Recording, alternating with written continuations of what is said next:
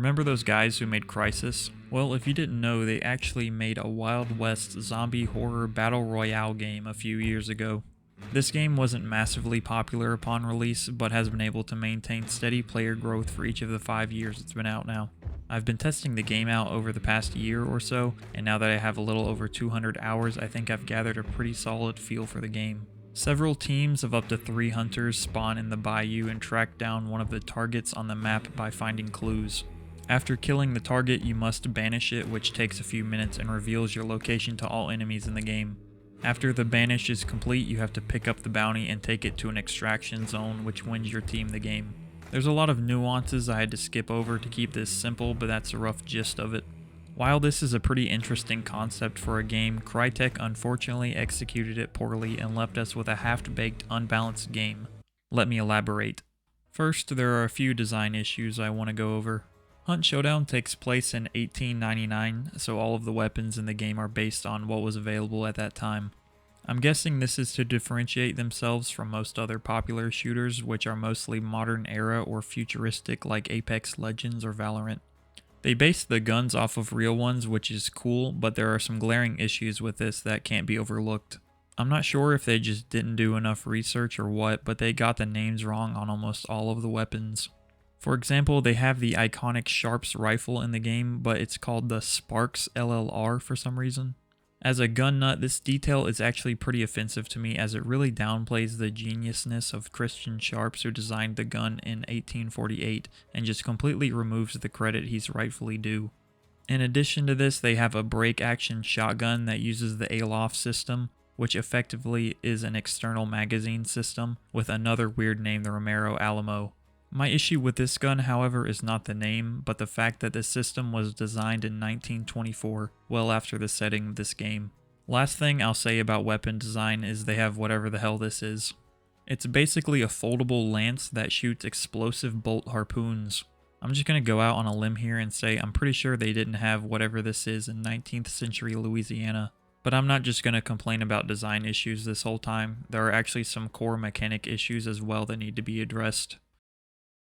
In this game, being stealthy is super important. There are many sound traps throughout the map that when alerted will let others know your location, like horses neighing or dogs barking. If you're able to find out where your enemies are without them knowing where you are, you can get into a more favorable position or get the first shots off in a fight to have a better chance of winning. Unfortunately, not too long ago, they added a busted item to the game that basically makes it impossible to be stealthy no matter how quiet you are. That would be the Stalker Beetle, which basically is a drone from Call of Duty or some shit. Basically, with this tool, you can fly all over the map, see where people are, and even blow up on people, poisoning them and making them bleed. This sadly lowered the skill ceiling by a significant amount since you can just find people without even having to use your ears. As far as gun balancing goes, they put in a machine gun called the Automat that is super OP compared to all the other weapons. Every other gun is either a single shot rifle or a close range shotgun, so this one is just easily the best by a long shot. It costs a lot of money to buy as well, so this alone makes the game pay to win. The gun literally costs $1,500 to buy, which is just straight up robbery. Also, it uses long ammo, so it has the best range, and rapid fire means you don't even have to aim it. This being in the game is honestly just disgusting to me.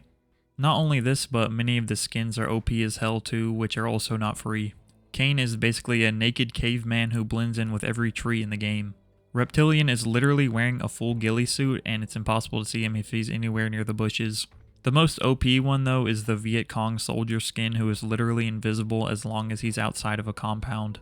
My final major point here is the most important one. For several reasons, this game is just not fun to play. Hunt Showdown fails in the sense that when it comes right down to it, it's just a reskinned bare bones Fortnite. It takes everything that makes Fortnite a 10 out of 10 game and just removes it or makes it worse. The map doesn't shrink over time like in Fortnite, so usually the games go on way too long. There's no battle bus to drop out of, so the game usually puts you in a terrible spawn that you have no choice over. And you can't build, so the map gets very stale quickly after you've played it 4 or 5 times.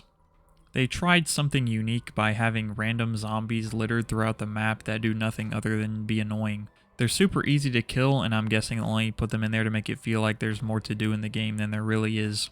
The dogs, on the other hand, need to be removed immediately.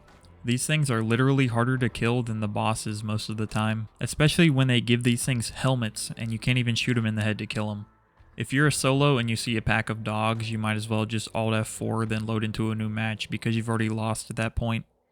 My final complaint over this is that the game is just way too easy to hack. I see hackers nearly every game, I'm not kidding. When I die, I'll spectate for a little bit to see what they're doing, and they are all using wall hacks at least 50% of the time. Usually it's when they have the bounty for some reason. I don't think I've ever seen someone without the bounty use wall hacks now that I think about it. Anyway, I suggest playing an actual good game like Among Us until they get this one fixed. Like and subscribe if you enjoyed the video. Thanks.